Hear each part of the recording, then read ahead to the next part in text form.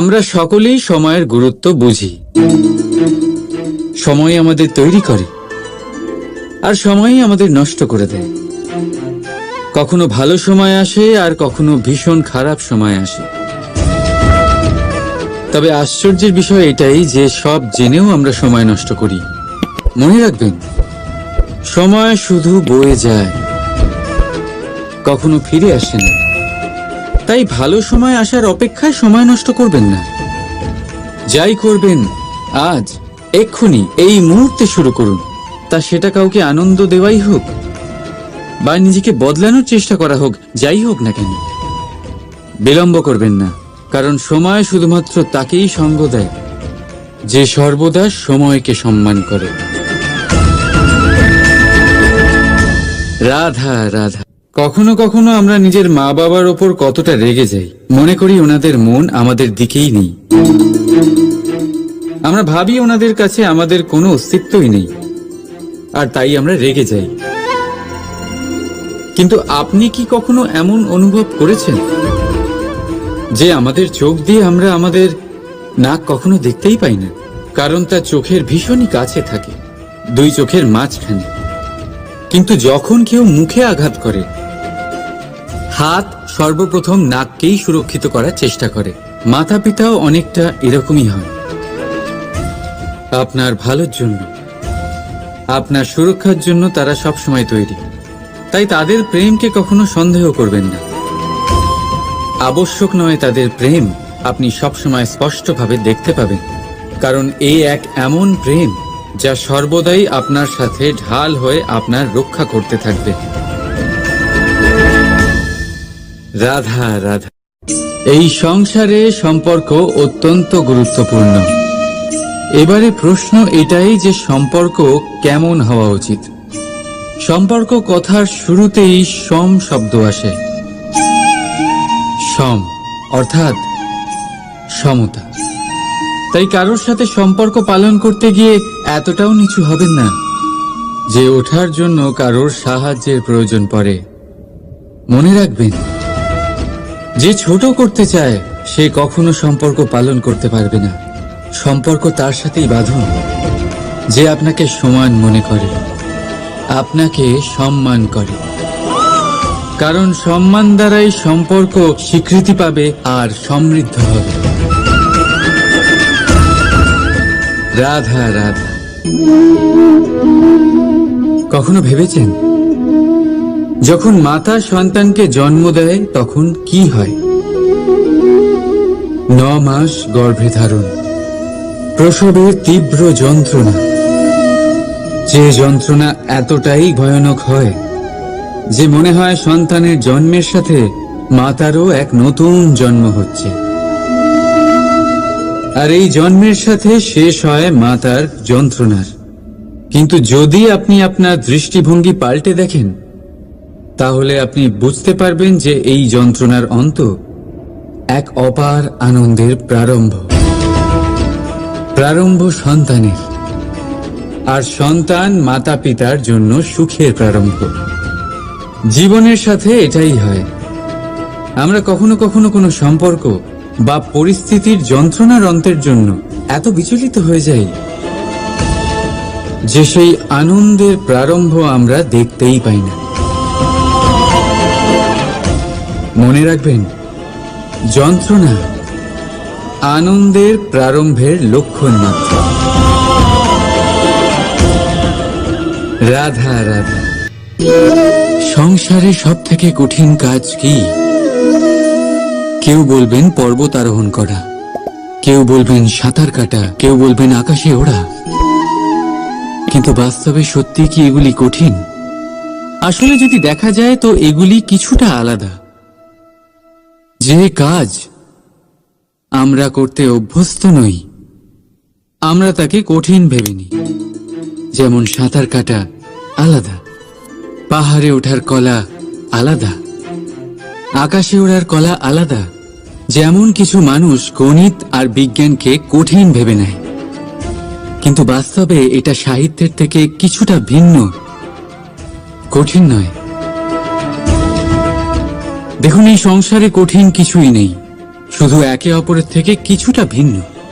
যেমন কোনো মানুষ হন, সম্পর্ক হোক, কারোর চিন্তাধারা বা বিচার বুদ্ধি হোক, কখনো কখনো আমরা বুঝতে পারি না, কারণ আমাদের চিন্তাধারা ও বিচার বুদ্ধির থেকে সেগুলি আলাদা। কিন্তু যদি এটা বুঝে নেওয়া যায় যে সেটা কঠিন নয়, একটু ভিন্ন মাত্র, তাহলে অনেক সম্পর্ক বাঁচানো যেতে পারে। রাধা রাধা। এ হলো একটা পাতলা সুতো।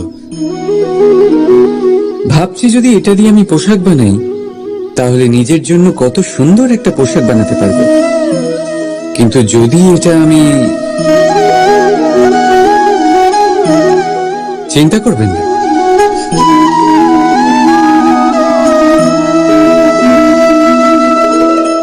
দেখুন এই সুতো জোড়া লেগে গেল।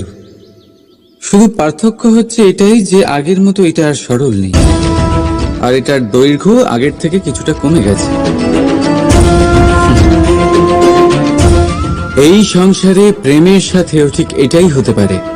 প্রেমের এই সুতো যা দুই মানুষকে একসাথে বেঁধে রাখে, অহংকার আর স্বার্থের আঘাত সে সহ্য করতে পারে না, ছিঁড়ে যায়।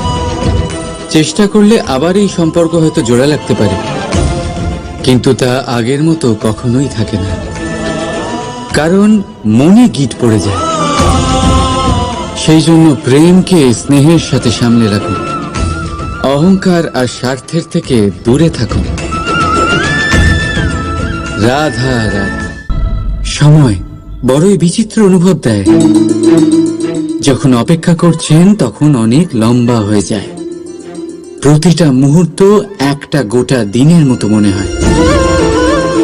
ঠিক সেইভাবেই যদি কোথাও যেতে দেরি হয়, তখন সময় দৌড়তে থাকে।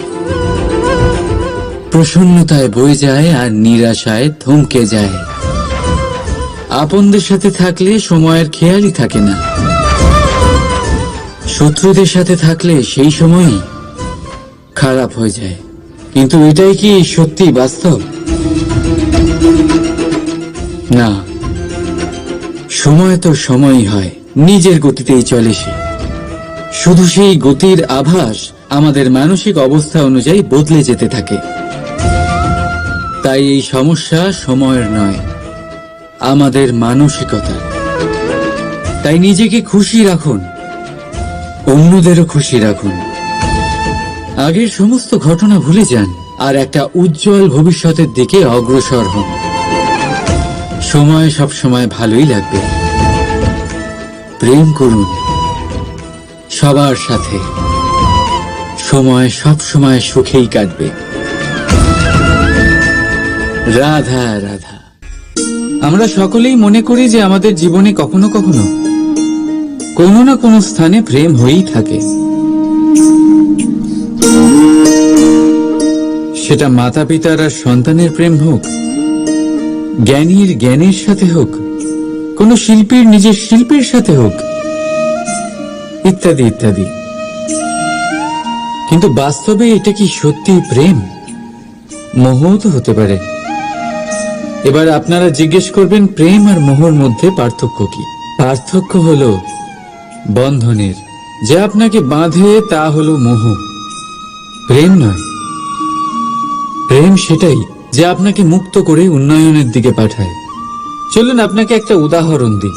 কিছু মাতা পিতা নিজের সন্তানকে কোনো অন্য নগরীতে পড়তে পাঠাতে পারেন না, নিজের সন্তানকে তার বন্ধুদের সাথে খেলতে দিতে পারেন না। চিন্তা করেন যে তাদের সন্তানের যাতে কষ্ট না হয়, আর তাই জন্য তাদের বেঁধে রাখেন। এটা প্রেম নয়, এটা মোহ।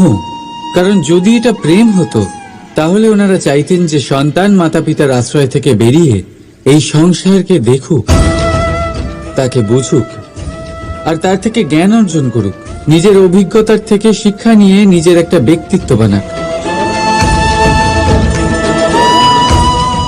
মনে রাখবেন, মোহ থেকে ভয় জন্ম নেয়, আর প্রেম থেকে শুধুই আনন্দ।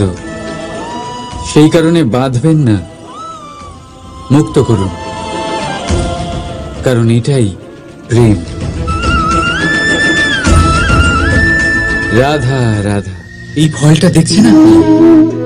এটা সেই ফল যেটা গাছের সবচেয়ে উঁচু ডালে পাওয়া যায়, কিন্তু যখন এটা খসে পড়ে তখন এটা আকাশের দিকে যায় না যা ওপরে আছে, সে যায় সেই ভূমির দিকে যে নিচ থেকে তার দিকে তাকিয়ে থাকে। কেন? কারণ এই ফলের নিজের উচ্চতার ধারণা মাটির থেকে নিজের দূরত্ব দেখে হয়। এই ব্যাপারটাই আমাদের মানুষের জন্যও খাটে। যদি আপনি সম্পন্ন হন তাহলে তাদের সাহায্য অবশ্যই করবেন যাদের সামর্থ্য আপনার থেকে কম, যাদের সাহায্যের অত্যন্ত প্রয়োজন। আপনার সামর্থ্য বেশি কারণ তাদের আপনার থেকে সামর্থ্য কম। দেখুন, জীবনে আনন্দ শুধু বড় হওয়ায় নয়, বরং তাদের সাহায্য করেও আছে যারা কোনো কারণবশত আপনার থেকে নিচে রয়ে গেছেন। আর যখন একটা ফল এই কথাটা বুঝতে পারে তখন আপনি নয় কেন? রাধা রাধা, আপনি কখনো কোনো পাখি দেখেছেন? তীব্র বায়ু, ভয়ানক বর্ষা, হিংস্র জীব একাধিকবার তাদের বাসা নষ্ট করে দেয়, কিন্তু তাও সে ঝড়ের সাথে ঝগড়া করে না। সে কখনো বর্ষাকে হিংসে করে না, আর না সে হিংস্র পশুদের উপর প্রতিশোধ নেয়। সে শুধু স্থান পরিবর্তন করে, অন্য কোনো শক্ত ডালে আবার নিজের বাসা বানাতে উদ্যোগী হয়, আর তারপর সফল হয়ে নিজের পরিবার প্রতিষ্ঠা করে। আর তারপর কিছু মাসের মধ্যেই তার ছোট সন্তানদের আকাশে ডানা মেলে উড়তে দেখা যায়। অন্যদিকে একটি সাপ প্রহারের প্রতিশোধ নেওয়ার উদ্দেশ্যে মানুষের বসতিতে প্রবেশ করে, আর শেষে সে নিজেই মারা যায়। এই শিক্ষাই আমাদের মানুষদের জন্য প্রযোজ্য। প্রতিশোধের আগুনে মানুষ স্বয়ং ভস্ম হয়ে যায়, উত্থান থেকে পতনের দিকে নিয়ে যায়। তাই যদি জীবনে উন্নতি করতে হয় তবে পরিবর্তনের চিন্তা নিয়ে কর্ম করুন, নয়তো প্রতিশোধ আপনাকে রসাতলে তলিয়ে দেবে। রাধা রাধা। অগ্নি জীবনে খুব মহত্বপূর্ণ হয়। এই অগ্নি উজ্জ্বলতা হয়ে আমাদের জীবিত রাখে। কিন্তু ভাবুন, যদি এই উজ্জ্বলতা ক্রোধের অগ্নি হয়ে দিকভ্রষ্ট হয় তাহলে কি হবে? একটা ছোট পাতা দিয়ে শুরু করে গোটা বনকে ছারখার করে দিতে পারে। ঠিক সেরকমই মানুষের ক্রোধের আগুনও অন্যদের তো ভস্ম করেই, কিন্তু তার পূর্বে স্বয়ং নিজেকেই ভস্ম করে দেয়। তাহলে কি করা যায়? কি করে নিয়ন্ত্রণ করা যায় তাকে? উত্তর হলো তাতে জল ঢেলে দিয়ে, জলের মতো বইতে দিনে কি। ঠিক সেইভাবে যেমন সূর্য নিজের অগ্নিকে তেজ বানিয়ে আপনার কাছে পৌঁছে দেয়। এটাই পার্থক্য সূর্যের অগ্নি আর ক্রোধের অগ্নির মধ্যে। সূর্যের অগ্নি বিচ্ছুরিত হয়ে প্রতিফলিত হয়ে আসে, আর সেই জন্যই তাকে তেজ বলা হয়। অন্যদিকে আমাদের ক্রোধের আগুনের কোনো সীমাই থাকে না। তাহলে নিজের অন্তরের শক্তিকে ক্রোধের আগুন বানিয়ে জ্বালাতে চান, নাকি উজ্জ্বলতা বানিয়ে বিস্তারিত করতে চান? সিদ্ধান্ত আপনার। রাধা রাধা। আমাদের সকলের জীবনে কখনো না কখনো পাথর দ্বারা আঘাত লাগেই, আর এই সংসারও আমাদের উপরে কখনো না কখনো পাথর বর্ষণ করে। কখনো আমাদের খারাপ ভেবে, আর কখনো আমাদের অসফল ভেবে, কখনো আমাদের বুদ্ধিহীন ভেবে। কারণ অনেক আছে, কিন্তু এই পাথর দ্বারা আমরা আঘাত পাবো কি পাবো না তা সম্পূর্ণ আমাদের হাতে। হয় আপনি এই পাথরের আঘাত পেয়ে চোখের জলে ডুবে থাকতে পারেন, আর নয়তো যদি আপনি চান তাহলে এই পাথর দিয়ে সেতু বানিয়ে সকল সমস্যার সাগর অতিক্রম করতে পারেন। সিদ্ধান্ত আপনার। এই পাথর, এ হলো প্রতীক আমাদের নিন্দার, আমাদের আলোচনার। যে এই আলোচনা নাকারাত্মকভাবে দেখবে সে শুধুমাত্র কষ্টই পাবে, আর যে এই আলোচনাকে নিজের বিকাশের আধার বানাবে সেই সাফল্যের চূড়ায় পৌঁছবে। তাই মনে রাখবেন, আলোচনা আপনার শত্রু নয়, আপনার সবচেয়ে বড় মিত্র। রাধা রাধা। কথায় আছে সবকিছু সীমা থাকে, মুশকিলের, কষ্টের, সংকটের, অন্ধকারের। যার কোনো সীমা নেই তা হলো কেবলমাত্র কঠোর পরিশ্রমের। আপনি নিশ্চয়ই দেখেছেন, রাত্রি যতই অন্ধকারময় হোক তারারা পরিশ্রম করে তার সাথে লড়তে থাকে, আর অবশেষে সকাল হয়েই যায়। ঝড়ে পাখিদের বাসা ছিন্ন বিচ্ছিন্ন হয়ে যায়, কিন্তু পাখিরা নিজের পরিশ্রম দ্বারা তা আবার বানিয়ে নেয়। কারণ যা সীমিত তাকে অসীমের কাছে হারতে হয়, আর পরিশ্রম অসীম। রাধা রাধা। বাবুল গাছ কত বিশালাকার হয়, পিপুল গাছও বিশালাকার হয়। কিন্তু আপনি কি কখনো ভেবে দেখেছেন যে কেন বাবুল গাছ কেটে তা ব্যবহার করা হয়, আর কেনই বা পিপুল গাছকে পুজো করা হয়? এই জন্যই, কারণ পিপুল গাছ তার নিচে বসে থাকা পথিককে ছায়া প্রদান করে, নিজের ডালে অসংখ্য পাখিদের আশ্রয় দিয়ে থাকে, কাউকে কাঁটা ফুটিয়ে দূরে সরায় না, বরং তাকে শীতল ছায়া দিয়ে তার ক্লান্তি দূর করে। এই সংসারে যদি আপনি সম্মান পেতে চান তবে পিপুল গাছের মতোই হতে হবে। কিছু দিতে শিখুন, আনন্দ, সুখ, শীতলতা দান করতে শিখুন, আর কাঁটার মতন কাউকে কখনো কষ্ট দেবেন না। সম্মান স্বয়ং হেঁটে আপনার কাছে আসবে। আর মন প্রসন্ন হয়ে বলবে, রাধা রাধা। আপনি কি ওই মাকড়সার জাল দেখতে পাচ্ছেন? মাকড়সারা ভীষণ পরিশ্রম করে এটা তৈরি করে, নিজের শরীরের রস দিয়ে এই জাল বোনে। আপনি কি এটার উদ্দেশ্য জানেন? আসলে মাকড়সা এই জালে ছোট কীটপতঙ্গ ধরে তাদেরকে খাদ্যরূপে গ্রহণ করে। কিন্তু আপনি কি এই কথা জানেন যে একদিন মাকড়সা নিজেই নিজের জালে জড়িয়ে মৃত্যুবরণ করে থাকে? বলুন, কি করেন আপনি এই জাল দেখতে পেলে? দেখতে পেলেই মুছে ফেলেন এর অস্তিত্ব, তাই না? তেমনি অন্যদিকে পাখির বাসা, পাখিরাও ভীষণ পরিশ্রম করে এটা তৈরি করে। কিন্তু যদি পাখি একদিন এটা ছেড়ে চলে যায় তাহলেও লোকে এটা নষ্ট করে দেয় না। কারণটা কি? এর কারণ হলো এর নির্মাণ জীবন সঞ্চারের জন্য করা হয়েছিল, নষ্ট করার জন্য নয়। তাই মনে রাখবেন, জীবনে আপনার পরিশ্রম যতই বেশি হোক না কেন, যদি আপনার লক্ষ্য শুভ না হয় তাহলে আপনারও বিনাশ নিশ্চিত। তাই সৃজন করতেই থাকুন, আর মুগ্ধ হয়ে বলুন, রাধা রাধা। বলুন, শ্রেষ্ঠ কে? রেশমের সুতো যিনি তৈরি করেন, নাকি তিনি যিনি এই সুতো দিয়ে বস্ত্র তৈরি করেন? নিশ্চিতভাবে যিনি বস্ত্র বানান। এবারে বলুন, শ্রেষ্ঠ কে? নদী তটে মাটি ছড়িয়ে রেখে দেয় যে বান, নাকি সেই মাটি একত্রিত করে তাই দিয়ে যিনি মূর্তি বানান সেই মূর্তিকার? নিশ্চিতভাবেই মূর্তিকার। এবারে বলুন, শ্রেষ্ঠ কে?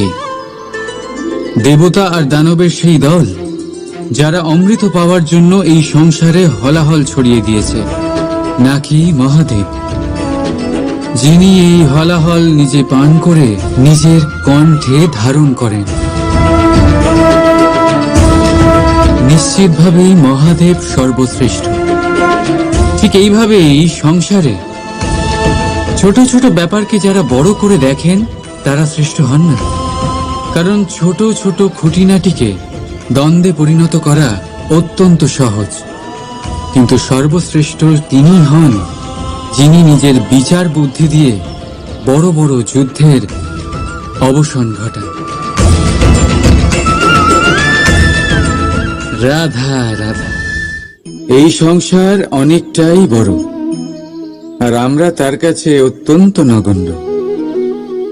এই সংসারে এমন অনেক মানুষ পাওয়া যায় যারা বোঝান যে এই সংসারটা কতটা বড়, কতটা অদ্ভুত, কতটা সুন্দর। আর এই সংসার রচনা করে পরমেশ্বর কত মহান এক কাজ করেছেন। কিন্তু আপনি এই জীবনে মাত্র কয়েকজন মানুষকেই পাবেন যারা আপনাকে এটা বলবেন যে এই সংসারে আপনি কতটা গুরুত্বপূর্ণ, আপনি কতটা অদ্ভুত। যদি আপনি তাদের সাথে থাকেন তাহলে তারা নতুন কিছু সৃষ্টি করতে পারেন, এই সংসারকে আরো কতটা পবিত্র করতে পারেন। তাই এই সংসারকে গুরুত্ব না দিয়ে সেই মুষ্টিমেয় কিছু মানুষকে গুরুত্ব দিন, কারণ তারাই হলো আপনার আপনজন, আর তারাই আপনাকে সঠিক পথে চালিত করবে। মানুষকে তো বর্ষার স্রোতও বয়ে নিয়ে যেতে পারে, তাকে সাগরও ডুবিয়ে দিতে পারে, কিন্তু গঙ্গা জল সবচেয়ে বেশি শুদ্ধ, কারণ তার কয়েক ফোঁটা মানুষকে মুক্ত করে দেয়। রাধা রাধা। প্রবাহিত নদী কত সুন্দর হয়, বলিষ্ঠ হয়, যেদিক দিয়ে বয়ে যায় সেখানে এক নতুন জীবন প্রদান করে, ধরণীকে উর্বর করে, আকাল দূরে রাখে। আর হয়তো এই জন্যই নদীকে মায়ের মতো পুজো করা হয়। কিন্তু আপনি কি কখনো ভেবে দেখেছেন যে নদীর জন্ম কি করে হয়? এ কি শুরু থেকেই এমন বিশাল আর খরস্রোতা হয়? না, বৃষ্টির ছোট ছোট ফোঁটা একসাথে সম্মিলিত হয়ে এক সূক্ষ্ম ধারা তৈরি করে, আর সেই ধারাগুলি পর্বতের বরফ কেটে তাদেরকে গলিয়ে জলপ্রপাত হয়ে ঝরে পড়ে পাথরের সাথে ধাক্কা খেয়ে তারপরেই সে নদী হয়ে ওঠে। ঠিক সেইভাবেই এত সহজে কেউ মহান হয়ে ওঠে না। ছোট ছোট চেষ্টা মিলে এক বিশাল ব্যক্তিত্ব তৈরি করে। তাই জীবনে সর্বদাই চেষ্টা করতে থাকুন, অস্তিত্ব নিজে থেকেই প্রকাশ পাবে। রাধা রাধা।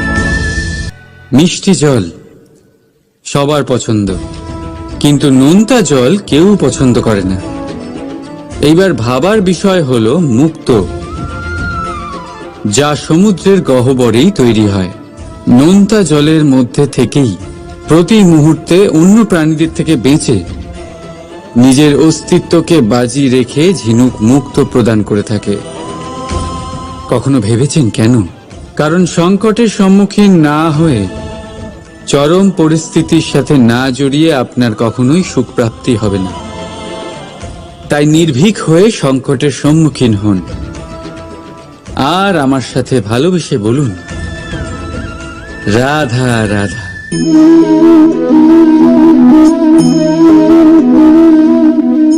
আপনার কি মনে হয় আমি কি করছি? আপনি বলবেন আমি প্রদীপ জ্বালাচ্ছি।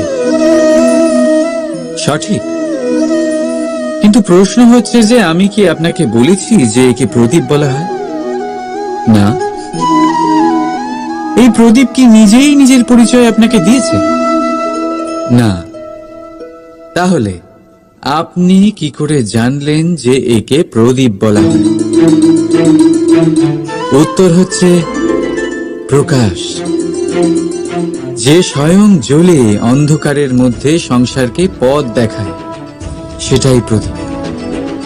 যা নিরাশার মাঝে আশার আলো প্রদর্শন করে, সেটাই প্রদীপ। অপর দিকে আছে সাপ, যাকে না দেখেও তার ফনার আওয়াজ শুনেই লোকে ভয় পেয়ে যায়। তার মানে ব্যক্তির পরিচয় তার কর্মের দ্বারা পাওয়া যায়। তাই আপনার এটা বলার প্রয়োজন নেই যে আপনার পরিচয় কি। এটা আপনার কর্মই নিশ্চিত করবে যে লোকে আপনাকে প্রদীপ ভেবে ভালোবাসবে নাকি সাপ ভেবে ভীত হয়ে থাকবে। রাধা রাধা। আমরা সকলেই সময়ের গুরুত্ব বুঝি। সময় আমাদের তৈরি করে আর সময়ই আমাদের নষ্ট করে দেয়। কখনো ভালো সময় আসে আর কখনো ভীষণ খারাপ সময় আসে। তবে আশ্চর্যের বিষয় এটাই যে সব জেনেও আমরা সময় নষ্ট করি। মনে রাখবেন, সময় শুধু বয়ে যায়, কখনো ফিরে আসে না। তাই ভালো সময় আসার অপেক্ষায় সময় নষ্ট করবেন না। যাই করবেন আজ, এক্ষুনি, এই মুহূর্তে শুরু করুন। তা সেটা কাউকে আনন্দ দেওয়াই হোক বা নিজেকে বদলানোর চেষ্টা করা হোক, যাই হোক না কেন, বিলম্ব করবেন না। কারণ সময় শুধুমাত্র তাকেই সঙ্গ দেয় যে সর্বদা সময়কে সম্মান করে। রাধা রাধা। কখনো কখনো আমরা নিজের মা বাবার ওপর কতটা রেগে যাই, মনে করি ওনাদের মন আমাদের দিকেই নেই। আমরা ভাবি ওনাদের কাছে আমাদের কোনো অস্তিত্বই নেই, আর তাই আমরা রেগে যাই। কিন্তু আপনি কি কখনো এমন অনুভব করেছেন যে আমাদের চোখ দিয়ে আমরা আমাদের নাক কখনো দেখতেই পাই না? কারণ তা চোখের ভীষণই কাছে থাকে, দুই চোখের মাঝখানে। কিন্তু যখন কেউ মুখে আঘাত করে, হাত সর্বপ্রথম নাককেই সুরক্ষিত করার চেষ্টা করে। মাতা পিতাও অনেকটা এরকমই হয়। আপনার ভালোর জন্য, আপনার সুরক্ষার জন্য তারা সবসময় তৈরি। তাই তাদের প্রেমকে কখনো সন্দেহ করবেন না। আবশ্যক নয় তাদের প্রেম আপনি সবসময় স্পষ্টভাবে দেখতে পাবেন, কারণ এই এক এমন প্রেম যা সর্বদাই আপনার সাথে ঢাল হয়ে আপনার রক্ষা করতে থাকবে। রাধা রাধা। এই সংসারে সম্পর্ক অত্যন্ত গুরুত্বপূর্ণ। এবারে প্রশ্ন এটাই যে সম্পর্ক কেমন হওয়া উচিত। সম্পর্ক কথার শুরুতেই সম শব্দ আসে। সম অর্থাৎ সমতা। তাই কারোর সাথে সম্পর্ক পালন করতে গিয়ে এতটাও নিচু হবেন না যে ওঠার জন্য কারোর সাহায্যের প্রয়োজন পড়ে। মনে রাখবেন, যে ছোট করতে চায় সে কখনো সম্পর্ক পালন করতে পারবে না। সম্পর্ক তার সাথেই বাঁধুন যে আপনাকে সমান মনে করে, আপনাকে সম্মান করে। কারণ সম্মান দ্বারাই সম্পর্ক স্বীকৃতি পাবে আর সমৃদ্ধ হবে। রাধা রাধা। কখনো ভেবেছেন যখন মাতা সন্তানকে জন্ম দেয় তখন কি হয়? 9 মাস গর্ভে ধারণ, প্রসবের তীব্র যন্ত্রণা, যে যন্ত্রণা এতটাই ভয়ানক হয় যে মনে হয় সন্তানের জন্মের সাথে মাতারও এক নতুন জন্ম হচ্ছে। আর এই জন্মের সাথে শেষ হয় মাতার যন্ত্রণার। কিন্তু যদি আপনি আপনার দৃষ্টিভঙ্গি পাল্টে দেখেন, তাহলে আপনি বুঝতে পারবেন যে এই যন্ত্রণার অন্ত এক অপার আনন্দের প্রারম্ভ। প্রারম্ভ সন্তানের, আর সন্তান মাতা পিতার জন্য সুখের প্রারম্ভ। জীবনের সাথে এটাই হয়। আমরা কখনো কখনো কোনো সম্পর্ক বা পরিস্থিতির যন্ত্রণার অন্তের জন্য এত বিচলিত হয়ে যাই যে সেই আনন্দের প্রারম্ভ আমরা দেখতেই পাই না। মনে রাখবেন, যন্ত্রণা আনন্দের প্রারম্ভের লক্ষণ মাত্র।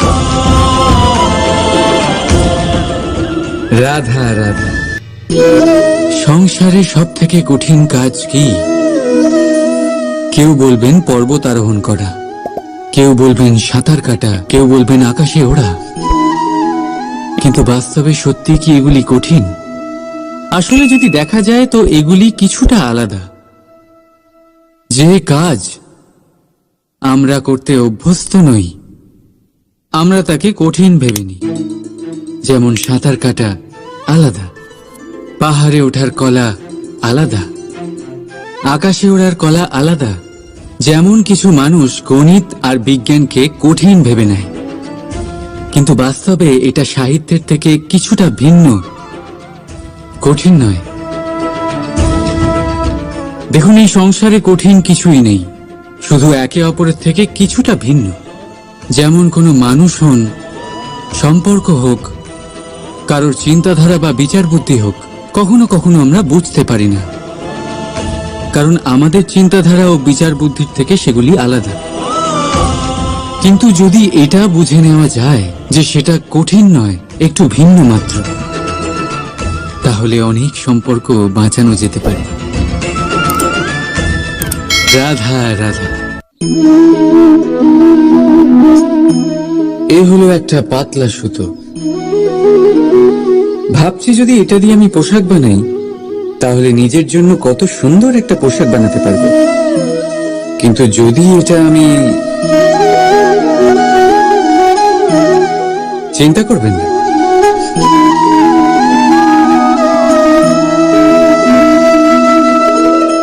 দেখুন এই সুতো জোড়া লেগে গেল। শুধু পার্থক্য হচ্ছে এটাই যে আগের মতো এটা আর সরল নেই, আর এটার দৈর্ঘ্য আগের থেকে কিছুটা কমে গেছে। এই সংসারে প্রেমের সাথেও ঠিক এটাই হতে পারে। প্রেমের এই সুতো যা দুই মানুষকে একসাথে বেঁধে রাখে, অহংকার আর স্বার্থের আঘাত সে সহ্য করতে পারে না, ছিঁড়ে যায়। চেষ্টা করলে আবার এই সম্পর্ক হয়তো জোড়া লাগতে পারে, কিন্তু তা আগের মতো কখনোই থাকে না, কারণ মনে গিট পড়ে যায়। সেই জন্য প্রেমকে স্নেহের সাথে সামলে রাখুন, অহংকার আর স্বার্থের থেকে দূরে থাকুন। রাধা রাধা। সময় বড়ই বিচিত্র অনুভব দেয়। যখন অপেক্ষা করছেন তখন অনেক লম্বা হয়ে যায়, প্রতিটা মুহূর্ত একটা গোটা দিনের মতো মনে হয়। ঠিক সেইভাবেই যদি কোথাও যেতে দেরি হয়, তখন সময় দৌড়তে থাকে, প্রসন্নতায় বয়ে যায় আর নিরাশায় থমকে যায়। আপনদের সাথে থাকলে সময়ের খেয়ালই থাকে না, শত্রুদের সাথে থাকলে সেই সময়ই খারাপ হয়ে যায়। কিন্তু এটাই কি সত্যি বাস্তব? না, সময় তো সময়ই হয়, নিজের গতিতেই চলে সে। শুধু সেই গতির আভাস আমাদের মানসিক অবস্থা অনুযায়ী বদলে যেতে থাকে। তাই এই সমস্যা সময়ের নয়, আমাদের মানসিকতা। তাই নিজেকে খুশি রাখুন, অন্যদেরও খুশি রাখুন। আগের সমস্ত ঘটনা ভুলে যান আর একটা উজ্জ্বল ভবিষ্যতের দিকে অগ্রসর হন। সময় সব সময় ভালোই লাগবে। প্রেম করুন সবার সাথে, সময় সব সময় সুখেই কাটবে। রাধা রাধা। আমরা সকলেই মনে করি যে আমাদের জীবনে কখনো কখনো কোনো না কোনো স্থানে প্রেম হয়েই থাকে।